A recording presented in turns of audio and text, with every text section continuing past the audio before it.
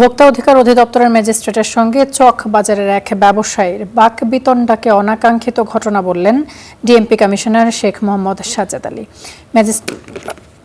বিকেলে রাজধানীর চকবাজারে মৌলভীবাজারের বিকেলে সমিতির সঙ্গে সাক্ষাতে ব্যবসায়ীদের সতর্ক করেন তিনি। বলেন, এমন ঘটনার পুনরাবৃত্তি হবে না।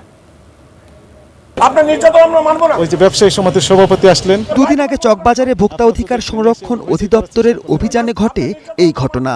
অভিযান চালাতে গিয়ে ব্যবসায়ীদের প্রবল বাধার মুখে পড়েন নির্বাহী ম্যাজিস্ট্রেট। ওই ঘটনার পরিপ্রেক্ষিতে শুক্রবার চকবাজারে যান ডিএমপি কমিশনার। ম্যাজিস্ট্রেটের সঙ্গে এমন অসদাচরণ কোনোভাবেই কাম্য নয় বলে মন্তব্য করেন তিনি। আপনাদেরই কাজ হবে, এখানে গাড়ি ঘোড়া ঢোকে না, ঢোকা কঠিন। আপনার ব্যবসায়ী নেতৃবৃন্দেরই কাজ হবে ওই ম্যাজিস্ট্রেটকে সহযোগিতা করা, যে কাজের জন্য উনি আসছেন সেই কাজে সহযোগিতা করা। যিনি খাদ্যে ভেজাল দেন তিনি আমাদের শত্রু, সমাজের শত্রু এবং সকলের শত্রু।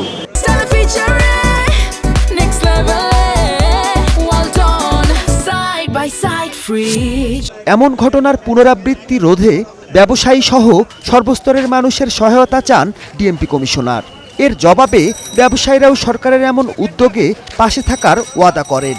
এই ধরনের ঘটনার পুনরাবৃত্তি না ঘটে সেদিকে সকলের খেয়াল রাখা আমি সমস্ত ব্যবসায়ীদের সহযোগিতা এই ব্যাপারে কামনা করি। ঘটনা করছে এটা অপ্রত্যাশিত, আপনাদেরও দোষ না, আমাদেরও দোষ না, কিন্তু আমাদের দোষ হলো এটা আমরা অতিরঞ্জিত হয়ে গেছে। এখন এটা কারো কাম্য ছিল না, অতএব ভবিষ্যতে আর এই ধরনের ঘটনা ঘটবে না।